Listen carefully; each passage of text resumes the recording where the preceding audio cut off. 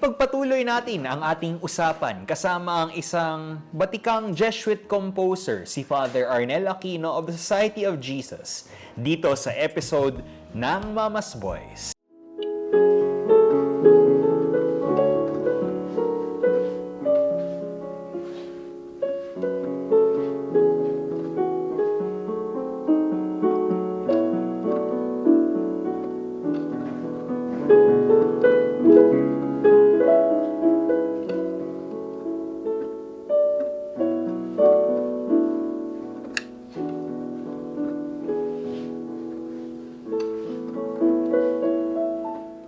How do when I write a song, it's based on my prayer. But I do not pray in order to write a song. If I'm asked to write a song for ordination, ganyan, Ignatius Day, and then I pray. Arnel, kailangan namin ng kanta for Easter Sunday. That was Good Friday afternoon. I had to come up with a song for Easter Sunday, 6:30 Mass, a.m.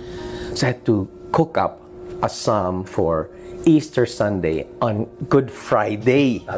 Awa ng Diyos, lumabas yung ito ang araw.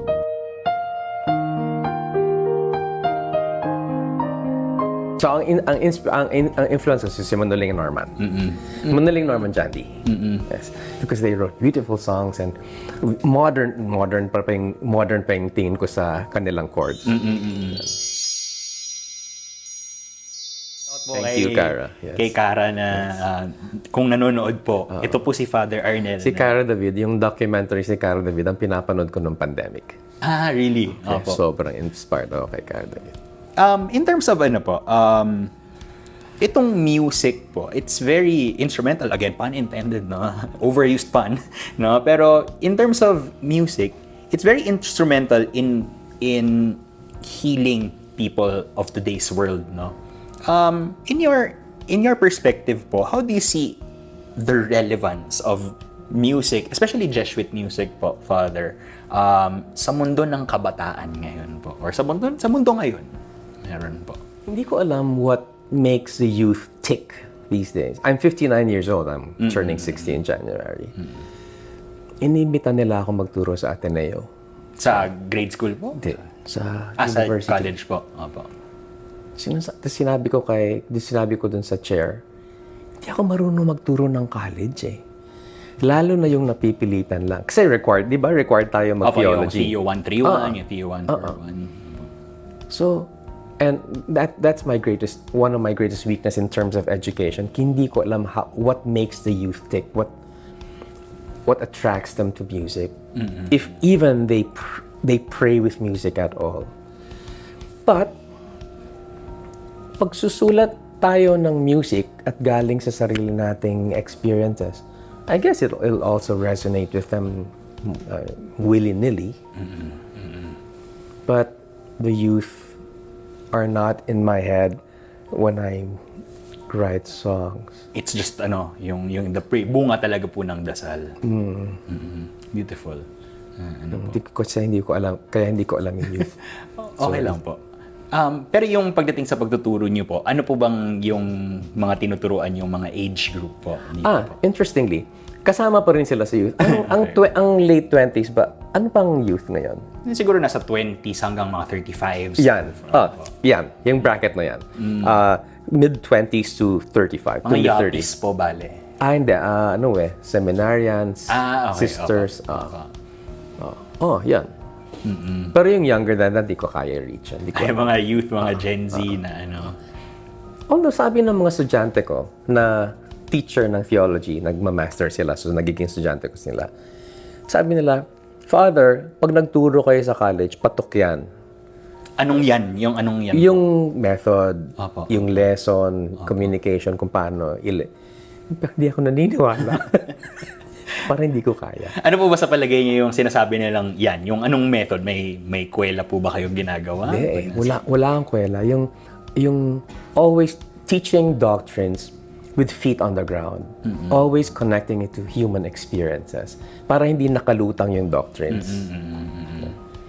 Kasi para sa akin, Romar, ang pananampalataya natin, our faith doctrines were not created out of the blue so that people can follow them. No, doctrines were birthed from people's experiences of God.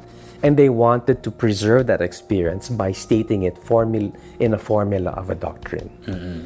So pag nagtuturo ka ng theology, kailangan meron parating kagat sa human experience. Sabi ng mga estudyante ko na teacher doon sa Ateneo ni Mula, patok yan, Father, pwede yan sa mga bata.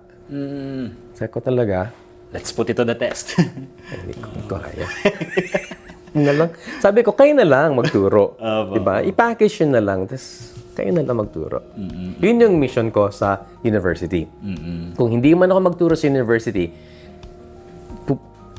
kung yung teachers nila uupo sa klase ko, yun ang nasa isip ko. Yeah. Ituturo ko sa inyo lahat ng alam ko sa theology. Bahala na kayo mag-package sa mga bata. Gets. Ano pong, curious lang po ako, anong klaseng, di ba, yung sa theology, mga doctrines po, yung inyong tinuturo po. So, for years and years, ito po yung subject na tinuturo nyo, doctrines? Or is it systematic theology, yung mga ganun po ba? It's all a mix. Doctrine, systematic theology, yes. Revelation and faith. Pero what do you love teaching po talaga, Father? Yung may topic ba? Welcome to Theology Class with Father Arnel. Christology. Ano pong meron dun sa Christology, Father? Yung incarnation. Okay. Na ang Diyos natin, taong-tao. Kasi through the years, ang imagination natin, siguro hindi lahat ng tao, pero most of us Catholics think of Jesus as fully divine. Pero pag tinuturo ko ang Christology, kahit nasa prayer ko, si Jesus fully human. Nakakalimutan po natin yan. Kalimutan natin. Na meron siyang human instincts, human feelings, human emotions, narumihan siya, maalikabok siya, nagalit siya, nagutom, natuwa sa mga bata, nabuwisit sa Roma, nabuwisit sa mga religious authorities, naawa sa mga may hirap, na hindi niya matiis na magpagaling pag may nakita siyang may sakit. Nakikita niya when he saw Jerusalem that like sheep without a shepherd, naiyak siya. Katulad ng pag-iyak natin sa rally kasi sobrang na yung mga tao, yung mga tax ng tao kinukuha ng mga magnanakaw na mayayaman na hindi masiyahan. Naramdaman ni Hesus. Tapos pagdating natin sa simbahan, si Jesus very divine. Diba? Nakakalimutan nga ng mga... Oo, he's like us in all things but sin. Oh, in all things. In all things but sin. Nakakalimutan natin yun. Yung but sin parating naalala natin, yung divinity. Ang ganda. It's a very human. Diba? Very, and I think nabubuhay din talaga yung kanta, Hesus ng aking buhay. Diba? Nakikita kita sa sa sangkatauhan. Yun yung pagkakaiba natin sa ibang religion. Sa two other religions, yung Jews pati yung Muslims. Kasi sila, ang revelation ni God sa kanila, law. Batas talaga. Ito, top down. Top down. Apa. Sa atin, New Covenant, yung revelation ni God sa atin, kung sino siya, if ever you wonder who God is, what He's like, hindi ka sa batas titingin. Yun yung Old Covenant. Titingin ka sa anak niya. Tao. Napakaganda nun. He broke out of His divinity, not really break out, but He came down from heaven in order to be like us. Para sinasabi niya, talaga kung meron pa kayong duda, kung sino ako na Diyos ninyo, ganito. Except sin. Yeah. Nakitungo, nakihalubilo. Hindi na law. Importante ang law. Si Jesus, He was a devout Jew. He followed all the rules. But He was human. There was humanity. He was humane. People over letter of the law. Yeah. Ang ganda. Para ako nag-theology class po. Pero, I'm sorry. Hindi, okay lang. I love theology po. Pero I love the, Ito, Father, curious din po. Kasi, in terms of social issues na naibanggit naibanggit niyo about yung galit sana yung mga tao tungkol sa mga nagnanakaw ngayon, yung mga ano po yung kahalagahan ng pag-aral ng buhay ni Jesus para sa social justice aspect naman? Kasi minsan parang I myself get frustrated when there are Christians who say na hindi naman bahagi ng faith natin yung magdasal lang tayo. So parang ako medyo yung kung ano po yung reaction yun, I share in that reaction.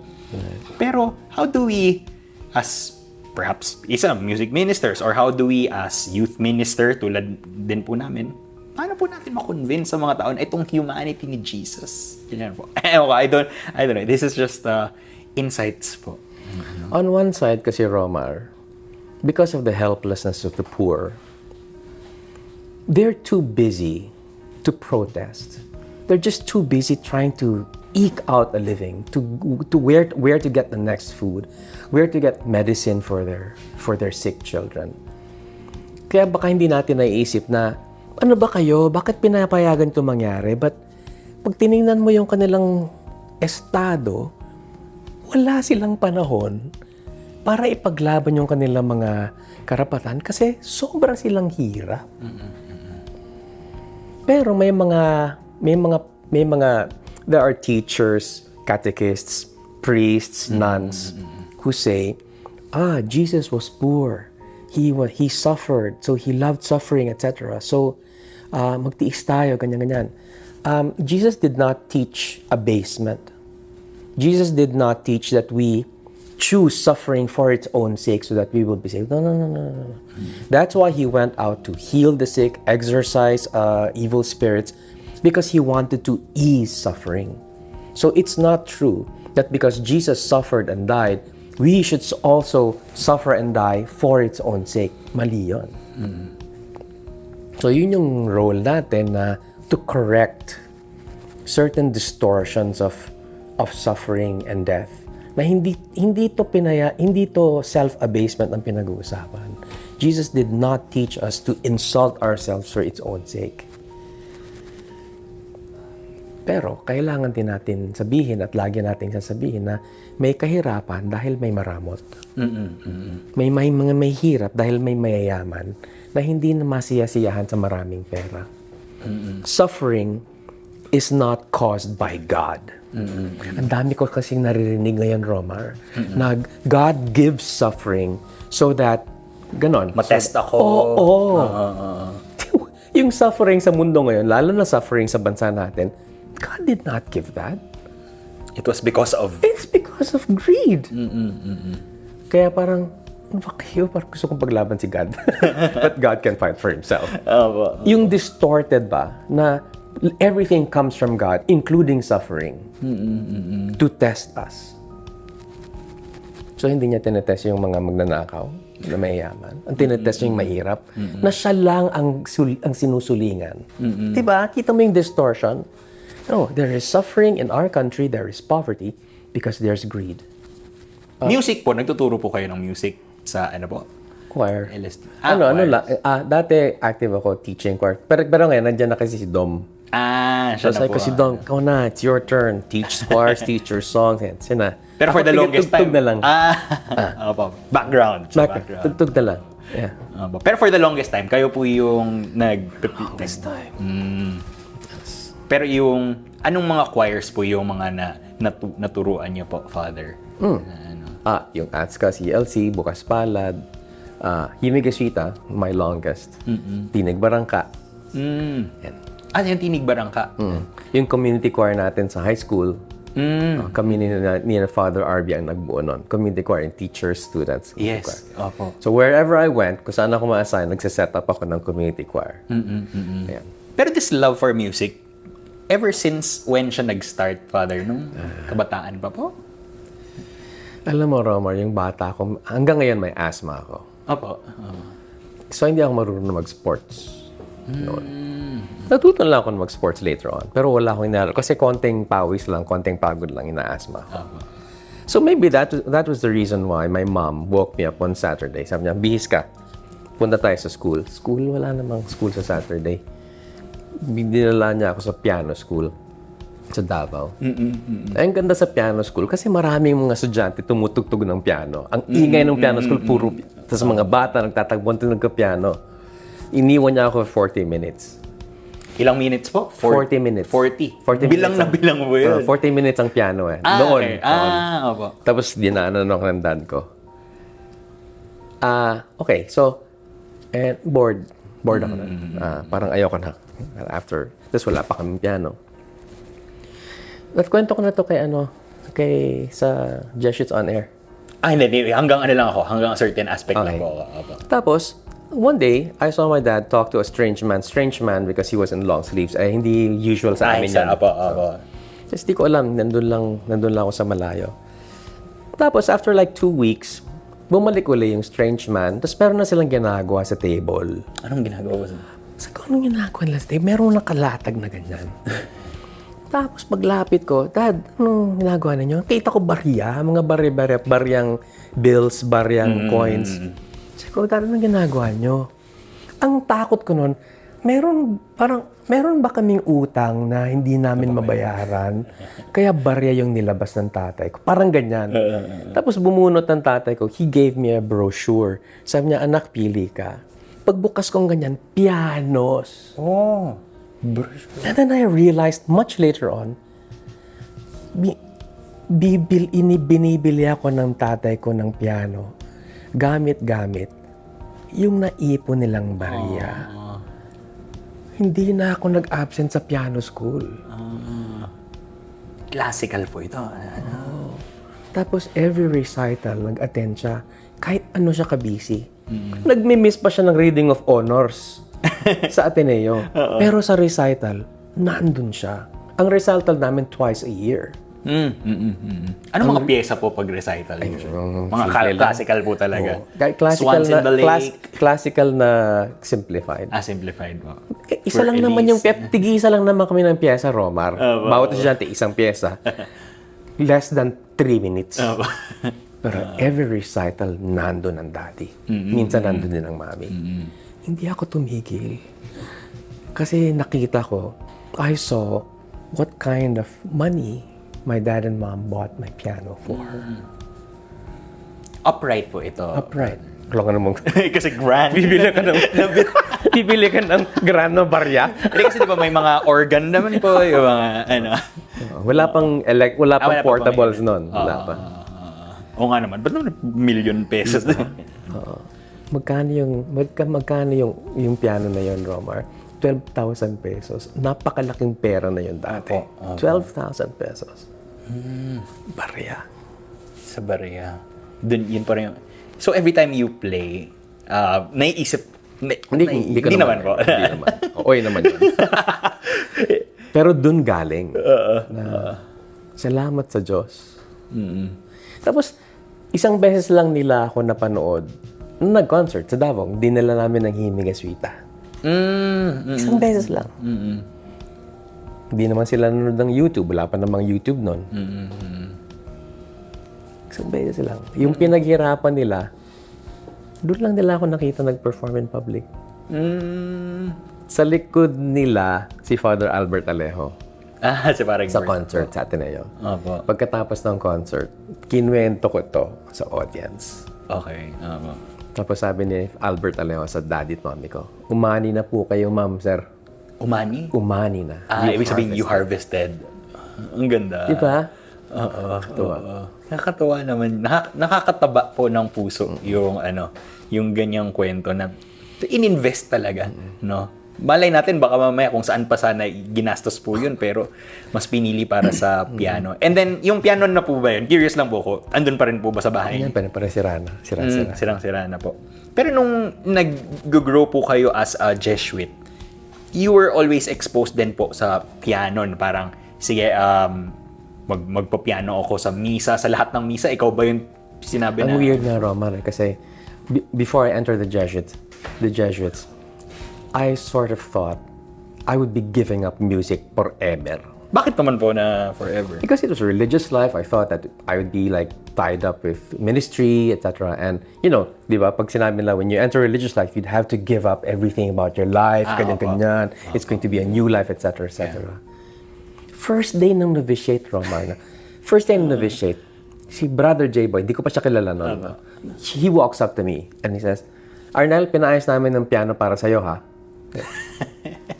Paano nila nalaman? Di ba? And since then, tugtog na ako ng tugtog sa misa. Tapos sa Romar, yung batchmates ko na 13, lahat kumakanta. 13 kami. Hindi ka, ang sarap tumugtog sa mga magagaling kumanta. Kaya sabi ko, ang Diyos talaga, alam mo yung and much, much more besides na. Nobody has given father or mother or daughters and sisters or homes who will not receive as much fathers, mothers. Totoo sa akin yun with music. What I thought I would be giving up was given back to me 100-fold. Ang galing. The more na you surrendered, bale, di ba? Parang sinurrender mo na father eh. No? Pero doon pa diba? Na-enrich. Diba? Usually yun, at naiintindihan mo yun, di ba? Parang, when you want to hang on to something, and then, parang nakutuban ka, di kailangan ko tong isurrender na.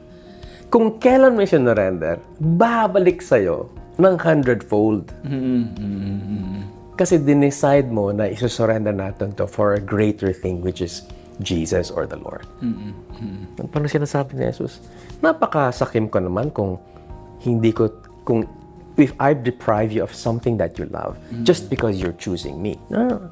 You choose me, you will get back everything that God had given you for the good. Yun ang nangyari sa akin sa music part. And I think buhat-buhat din yun ng mga barya-barya ng mga Jesuits para paayusin yung... Mahal yung piano sa novitiate. Galing pa yun kay Father Tanseco. Father Ruben Tanseco. Father Ruben Tanseco, a concert pianist.